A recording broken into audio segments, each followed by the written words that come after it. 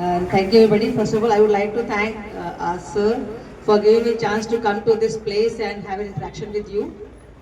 English में बोले या हिंदी में? हिंदी में हिंदी में बोले, चलिए अच्छा ठीक है। ये मेरी खुशकिस्मती है कि मुझे कानपुर से यहाँ औरैया क्षेत्र में आने का मौका मिला और सर ने जो है, मैं आज ही सुबह आई, मकसद आने का कुछ और था, लेकिन सर ने आप लोगों के पास साथ में चलने के लिए कहा और मुझे वाकई यहाँ आके बहुत अच्छा लग रहा है, क्योंकि मैं आपको बताना चाहूँगी थोड़ा सा निजी स्तर पे कि हमारे पिताजी भी इंडियन एयरफोर्स में ऑफिसर थे। तो जब कहीं भी पोस्टेड होते थे तो वहाँ का जो वातावरण होता था हमारे एयरफोर्स कैंपस का, वो खुला खुला, तो मुझे यहाँ ये ठंडी ठंडी हवाएं वगैरह जो है बहुत अच्छी लगी।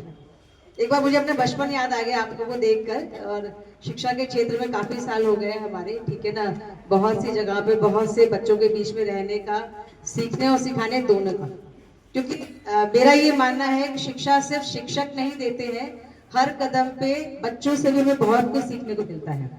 कभी कभी होता है अगर कोई टीचर मुझसे आके ये कह देता है कि मैं वेल क्वालिफाइड हूँ, मुझे सब कुछ आता है, तो मैं उस बात को नहीं मानती। मैं आज भी कहती हूँ कि मुझे बहुत कुछ नहीं आता है और मुझे आपसे ही सीखने का मौका मिलता है। आप लोगों ने, आज हमने देखा कि आप लोगों ने अपने स्तर पे अपने जी जान लगा दी और प्रयास बहुत अच्छा किया है। बस थोड़ी सी एक कमी कि जो हम बनाते हैं हमारी शिक्षा वो हो, जैसे आपको पता बहुत साल पहले गांधी जी ने एक कॉन्सेप्ट लाए थे वो शिक्षा में, वो था कि एजुकेशन हमारी जो है वो एक्टिविटी बेस्ड हो, जो बच्चे पढ़े, जो करे वो पढ़े। ये नहीं कि जो है सिर्फ किताबों में बड़ी बड़ी किताबें छाप दी और उसको हम पढ़ रहे हैं, रट रहे हैं या किसी एग्जाम के लिए। क्योंकि ये निजी स्तर पे आप हमसे पूछे, हालांकि मैं बहुत जगह पे प्रिंसिपल रही और उससे ऊंचे ओहदों पर भी काम किया है, और हर जगह मैंने देखा है स्कूलों में बच्चों में एक होड़ लगी रहती है मार्क्स की। बच्चों के जो हुनर होते हैं उनको मार्क्स के बल पे आकलन किया जाता है। एज ए प्रिंसिपल हमें भी वो करना पड़ता था, क्योंकि जब एक क्लास से दूसरी क्लास में आप जाएंगे तो आपका रिपोर्ट कार्ड को ही देखा जाता है और उसमें बच्चों में होती है। एक बच्चा जो 99% लाया या 80 लाया है वो अपने आप को सबसे तेज समझता है और कुछ टीचर्स की नजर में भी चढ़ जाता है वो। वहीं अगर बच्चा को 40 या 45% लाया है तो उसको ना कह के भी हीन भावना का शिकार महसूस कराया जाता है। लेकिन मुझसे अगर पूछिए तो मैं हिंदुस्तान की जो शिक्षा प्रणाली है, जो कि ये नंबर बेस्ड प्लेटफॉर्म जो है, मैं उसके बिल्कुल खिलाफ हूँ। हालांकि इसका हिस्सा हूँ इस सिस्टम का, एजुकेशन का। मेरे हिसाब से क्लास में लास्ट बेंच में बैठने वाले में भी कुछ ना कुछ ऐसा हुनर जरूर होगा जिससे वो 99% या 90% लाने वाले मेधावी छात्र से भी कहीं ज्यादा ऑलराउंडर होगा।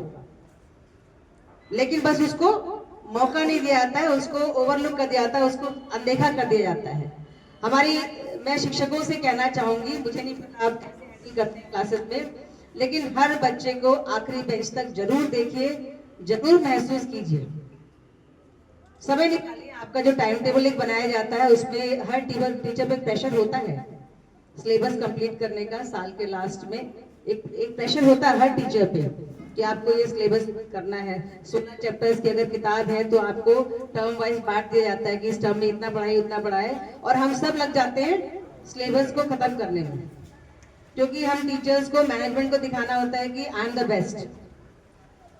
लेकिन बेस्ट तब होता है जब आपके विषय में अगर हम किसी बच्चे से कुछ पूछ लें और वो बता सके, और वो रटा हुआ नहीं, समझा हुआ। तो मैं आप लोगों से यही अनुरोध करूंगी, हमारे शिक्षकगण से जो यहाँ मौजूद हैं, और कि क्लास में जाइए, पढ़ाइए। एक सिलेबस प्रेशर रहता है, टाइम टेबल होता है 35 से 40 मिनट का पीरियड, जिसमें खत्म ही करना है। लेकिन अपने प्लानर्स जो आप बनाते होंगे, जो आप प्लान करते हैं साल भर का, 6 दिन होते हैं। फॉर एग्जाम्पल इंग्लिश है, 6 में से 5 दिन आप लिटरेचर पढ़ाइए। 6वां दिन जो है उन बच्चों को इंग्लिश की जो बेस है, आधारशिला, ताकि वो स्पोकन इंग्लिश में परफेक्ट हो सके।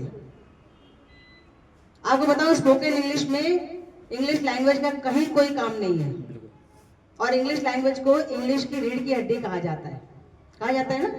तो प्लीज बच्चों को इस तरीके से पढ़ाइए। मैं देख सकती हूँ आप सबके एफर्ट्स हैं, या आप लोगों की गाइडलाइंस ही है जो बच्चे हमारे सामने प्रस्तुत कर सके।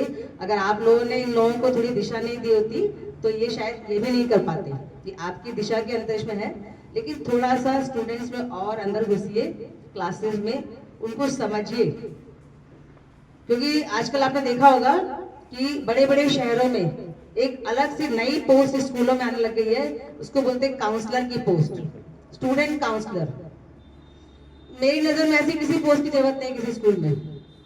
अगर हर टीचर अपने बच्चे की काउंसलिंग खुद कर ले, तो कम शब्दों में यही कहना चाहूंगी, आज आपका प्रयास बहुत अच्छा था, आप लोगों से मिलकर अच्छा लगा, लेकिन थोड़ा सा अपने आप को और निखारिए। ये जो बच्चे थे, जैसे हमने यहाँ कहा, ये आपका स्कूल है। 24 घंटे के में से कितने घंटे आप स्कूल में बिताते हैं?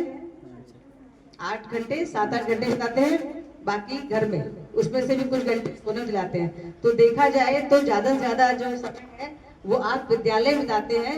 तो यहाँ की अंदर आपकी आवाज बुलंद होनी चाहिए। से लाउडली, इफ आई से आई डोंट नीड माइक, मुझे माइक की जरूरत नहीं ये कहने की, आई एम पुष्पलता श्रीवास्तव। ठीक, इतनी बुलंद आवाज आपकी होनी चाहिए। तो करेंगे सब मिलके। Thank you, thanks a lot.